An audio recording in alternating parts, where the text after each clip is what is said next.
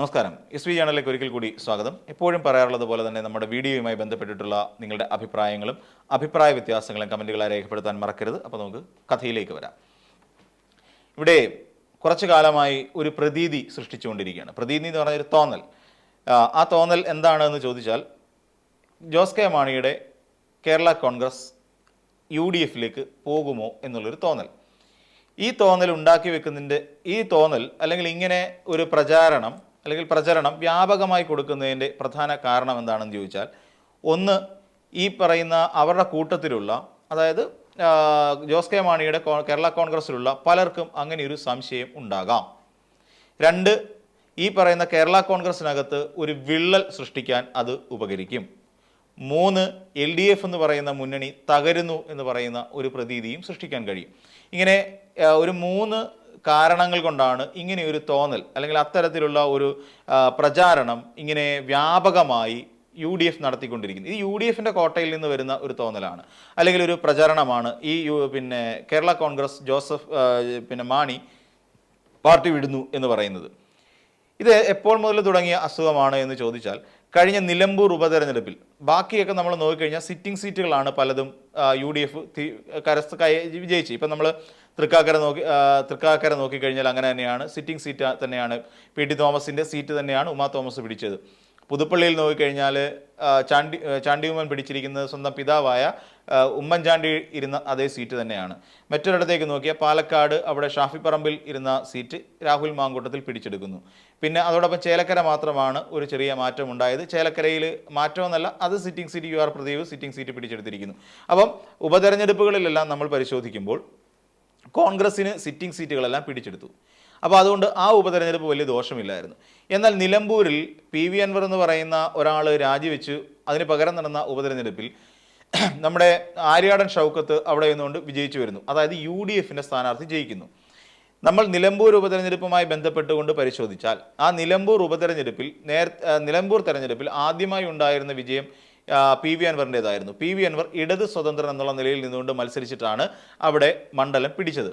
തുടർന്ന് അതുകൊണ്ട് തന്നെ അത് LDFിൻ്റെ സീറ്റ് തന്നെയായിരുന്നു. അപ്പോൾ LDFിൻ്റെ സീറ്റിൽ നിന്നും LDFിനെ തൂത്തെറിഞ്ഞിട്ട് പകരം UDF അവിടെ അധികാരം പിടിക്കുമ്പോൾ സ്വാഭാവികമായി ഉണ്ടാകുന്ന ഒരു നോട്ടം എന്ന് പറഞ്ഞാൽ LDF പരാജയപ്പെടുന്നു, UDF ജയിക്കുന്നു.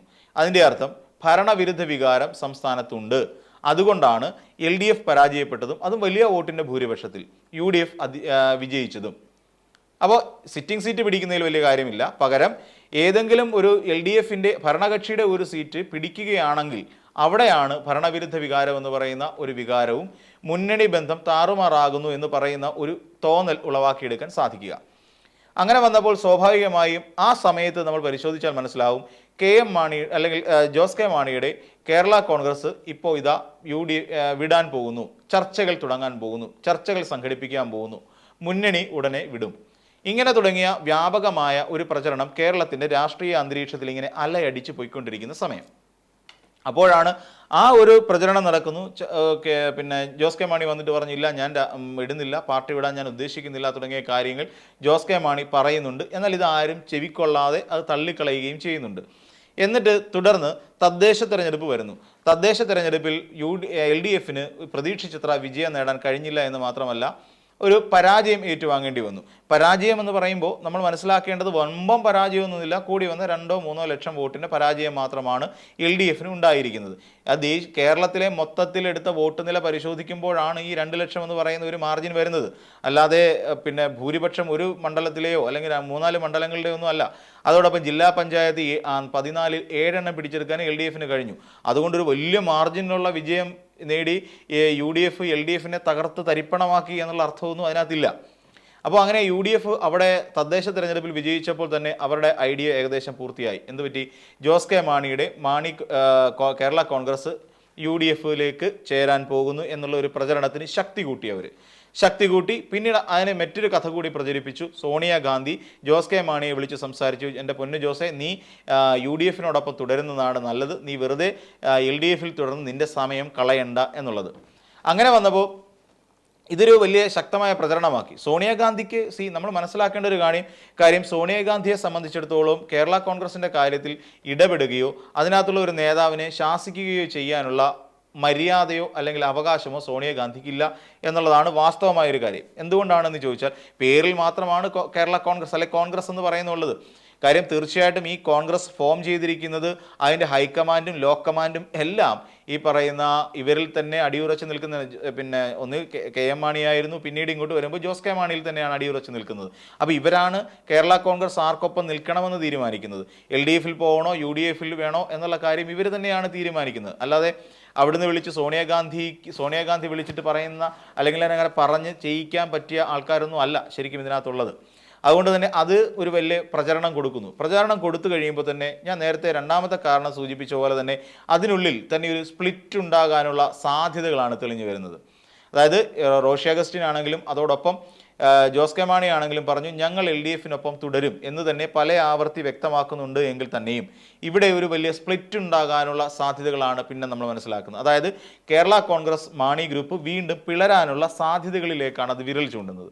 അപ്പോൾ എൽ ഡി എഫ് ശ്രമിച്ചുകൊണ്ട് അല്ലെങ്കിൽ യു ഡി എഫിൻ്റെ പരിശ്രമ ഫലമായി എൽ ഡി എഫിൽ നിൽക്കുന്ന കേരള കോൺഗ്രസിനെ രണ്ടാക്കി മാറ്റുന്നു.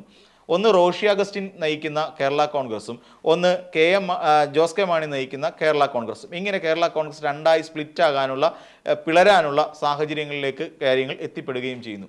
അങ്ങനെ ഇതൊരു വലിയ സംഭവബഹുലമായ ചിത്രീകരണത്തിലേക്ക് പോകും. ഇതാണ് പ്രതീതികളുടെ ഒരു ഗുണം. അതാണ്.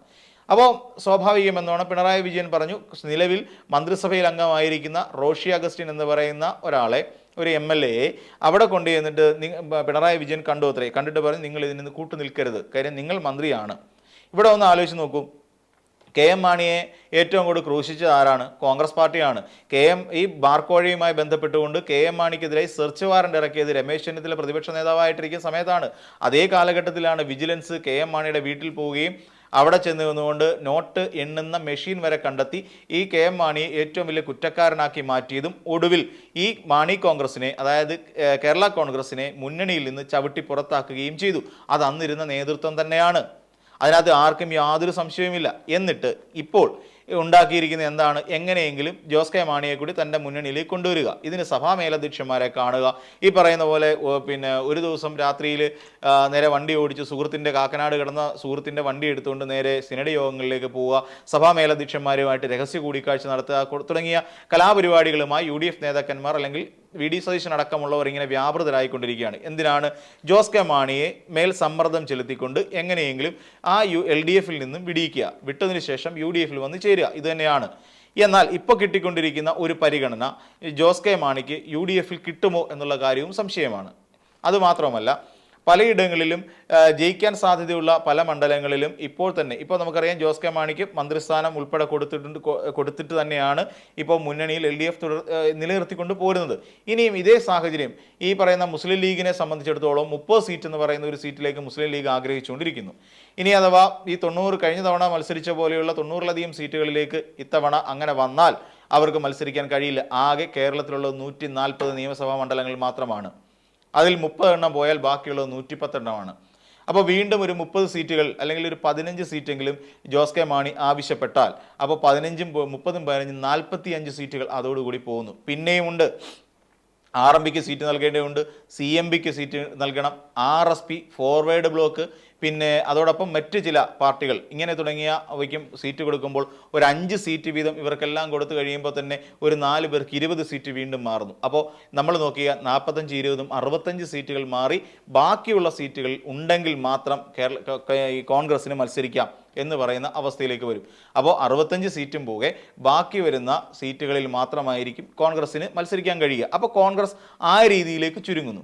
കേരള കോൺഗ്രസ് ജോസഫിനെ കുറിച്ച് പറയാതിരുന്നത് ജോസഫിൻ്റെ അവസ്ഥ എന്താണ് എന്നുള്ള കാര്യം ഇനിയും വരുന്ന ദിവസങ്ങളിൽ മാത്രമേ നമുക്കറിയാൻ കഴിയൂ. കാര്യം ജോസഫിനെ സംബന്ധിച്ചിടത്തോളം UDF-ൽ തന്നെ തുടരാമെന്ന് ജോസഫ് ആഗ്രഹിക്കുന്നുണ്ട്. പക്ഷേ മാണി ഗ്രൂപ്പ് UDF-ലേക്ക് ലയിക്കുന്നതോടെ ജോസഫിൻ്റെ പ്രസക്തി കുറയുന്നു. കാരണം എന്തുകൊണ്ടാണെന്ന് ചോദിച്ചാൽ ജോസഫിന് 10 മത്സരിക്കാൻ കൊടുത്തെങ്കിലും ജോസഫിന് ആകെ 2 പേരെ മാത്രമേ വിജയിപ്പിക്കാൻ കഴിഞ്ഞുള്ളൂ. മോൻസിനെയും അതോടൊപ്പം PJ ജോസഫിനും മാത്രമേ അവിടെ 2 പേരെ ജയിപ്പിക്കാൻ മാത്രമേ കഴിഞ്ഞിട്ടുള്ളൂ. ആ സാഹചര്യത്തിൽ ഇത്രയും വയ്യാതായ ഒരു പാർട്ടിയെ തൻ്റെ മുന്നണിക്കകത്ത് കൊള്ളിച്ചുകൊണ്ട് പോകണോ എന്നുള്ള ഒരു ആശയക്കുഴപ്പം നിലവിൽ ഇപ്പോൾ PJ ജോസഫിൻ്റെ അല്ലെങ്കിൽ ഈ നമ്മുടെ VD സതീശനുണ്ട്. അപ്പോൾ ഇങ്ങനെയുള്ള ഒരുപാട് കുഴഞ്ഞു മറിഞ്ഞു കിടക്കുന്ന പ്രശ്നങ്ങളാണ്. ഇനിയിപ്പോൾ അടുത്ത ഒരു പ്രതീതിയെക്കുറിച്ച് പറഞ്ഞു കഴിഞ്ഞാൽ LDF തത്വത്തിൽ തകർന്നു എന്നൊരു പ്രചരണം അഴിച്ചുവിടണം. അപ്പം ഈ ജോസ് കെ മാണി മുന്നണി വിടാൻ തീരുമാനിച്ചതിൻ്റെ പ്രധാനപ്പെട്ട കാരണങ്ങൾ കേരളത്തിൽ ഉണ്ടായിക്കൊണ്ടിരുന്ന ഉപതെരഞ്ഞെടുപ്പുകളിലെല്ലാം UDF വലിയ ശക്തമായ വിജയം നേടി എന്നുള്ളതാണ് പ്രധാനപ്പെട്ട ഒരു കാരണം. അപ്പോൾ UDF ശക്തമായ വിജയം നേടി, അതോടുകൂടി തദ്ദേശ തിരഞ്ഞെടുപ്പിലും UDFന് മേൽക്കൈ നേടാൻ സാധിച്ചു. അതുകൊണ്ട് തന്നെ മുന്നണി ബന്ധം ആകെ താറുമാറായി പോകുന്നു. അല്ലെങ്കിൽ LDF എന്ന് പറയുന്ന മുന്നണി മേൽ ഇപ്പോൾ ശക്തമായ ഭരണവിരുദ്ധ വികാരമുണ്ട് എന്ന് വരുത്തി തീർക്കുന്നു. അങ്ങനെ ഭരണവിരുദ്ധ വികാരമുള്ള LDF മുന്നണിയെ ജനങ്ങൾ കൈവിടാൻ പോകുന്നു. ഈ ഒരു പ്രതീതി ഉണ്ടാക്കി LDFൻ്റെ അപ്പം നമ്മൾ നോക്കിക്കഴിഞ്ഞാൽ അങ്ങനെയുള്ള ജനവിരുദ്ധരാണ് എന്ന് മുദ്ര കുത്തപ്പെട്ട് കഴിഞ്ഞാൽ LDFൽ ഇനി മത്സരിക്കുന്നതുകൊണ്ട് ആർക്കെങ്കിലും എന്തെങ്കിലും പ്രയോജനം ഉണ്ടാകുമോ? ഇല്ല. അതുകൊണ്ട് ഇനി ജോസ് കെ മാണി അവിടെ ഉണ്ടാകില്ല. അതോടുകൂടി LDF എന്ന് പറയുന്ന മുന്നണിയുടെ നട്ടല്ലൊടിഞ്ഞു എന്നതിന് എന്ന് പ്രചരിപ്പിക്കാൻ ശ്രമിക്കുകയാണ്. ഇതാണ് UDF ശരിക്കും ഈ മാണിയെ പിടിക്കുന്നു എന്ന് പറയുന്ന ആ ഒരു പ്രചരണത്തിൽ നിന്ന് നമുക്ക് മനസ്സിലാക്കാൻ കഴിയുന്ന ചില കാര്യങ്ങൾ. ചുരുക്കി പറഞ്ഞു കഴിഞ്ഞാൽ LDF എന്ന് പറയുന്ന മുന്നണി തകർന്നു വന്നും ഇനിയും അതിൽ നിൽക്കുന്നതുകൊണ്ട് ജോസ് കെ മാണിക്കോ മറ്റുള്ള ഏതെങ്കിലും നേതാക്കന്മാർക്കോ പ്രയോജനം ഈ പാർട്ടി കൊണ്ടുണ്ടാക്കാൻ കഴിയില്ല, അല്ലെങ്കിൽ മുന്നണി കൊണ്ടുണ്ടാക്കാൻ കഴിയില്ല എന്നുള്ള ഒരു തോന്നൽ കൊണ്ട് ജോസ് കെ മാണി പാർട്ടി വിടുന്നു. സ്വാഭാവികമായും അതുകൊണ്ട് തന്നെ ജോസ് കെ മാണി വരെ പാർട്ടി വിട്ട സ്ഥിതിക്ക് തീർച്ചയായും LDF തുടർ ഭരണത്തിലേക്ക് പോകില്ല എന്ന് ജനം വിശ്വസിക്കുന്നു എന്ന തരത്തിലേക്ക് ജനങ്ങളുടെ മുകളിൽ ഒരു തരത്തിൽ പറഞ്ഞാൽ അവരുടെ കണ്ണിൽ പൊടിയിടാൻ കൂടി വേണ്ടിയിട്ടാണ് ഇവർ ഈ രീതിയിലുള്ള വ്യാപക പ്രചരണം നടത്തിക്കൊണ്ടിരിക്കുന്നത്. എന്നാൽ ജോസഫിനെ സംബന്ധിച്ചിടത്തോളം ജോസഫിന് UDFൽ നിന്നും ഇനി അർഹിക്കുന്ന പ്രാധാന്യം കിട്ടാത്തിടത്തോളം കാലം ജോസഫ് UDF മുന്നണി വിടുമെന്നുള്ള കാര്യത്തിൽ ഏറെക്കുറെ തീരുമാനമായി കഴിഞ്ഞിരിക്കുന്നു. ഇതുമായി ബന്ധപ്പെട്ട് ചില സഭകളുടെ ശക്തമായ പ്രഷറും സമ്മർദ്ദവും UDF ജോസഫിൻ്റെ മേൽ ഉണ്ട് എന്നുള്ള കാര്യവും ഏറെക്കുറെ തെളിഞ്ഞു വരുന്ന ഒരു ചിത്രം തന്നെയാണ്. ചുരുക്കി പറഞ്ഞാൽ LDFന് വലിയ കാര്യമായ മാറ്റങ്ങളൊന്നും സംഭവിക്കുന്നില്ല. പക്ഷേ UDF ഒന്ന് കരുതിയിരിക്കുക തന്നെ വേണം എന്നാണ് ഇതിൽ നിന്ന് മനസ്സിലാക്കാൻ കഴിയുന്നത്. കാരണം അതിലെ ഏറ്റവും പ്രധാന കക്ഷിയായ കോൺഗ്രസ്സിന് ഇവിടെ സീറ്റ് കുറയാൻ പോകുന്നു എന്ന് പറയുന്ന ഒരു ശക്തമായ വളരെ ശ്രദ്ധിക്കേണ്ടതായ ഒരു വസ്തുത ഇവിടെയാണ് സംഭവിക്കാൻ പോകുന്നത്. അപ്പോൾ മറ്റൊരു വീഡിയോയുമായി നമുക്ക് വീണ്ടും കാണാം.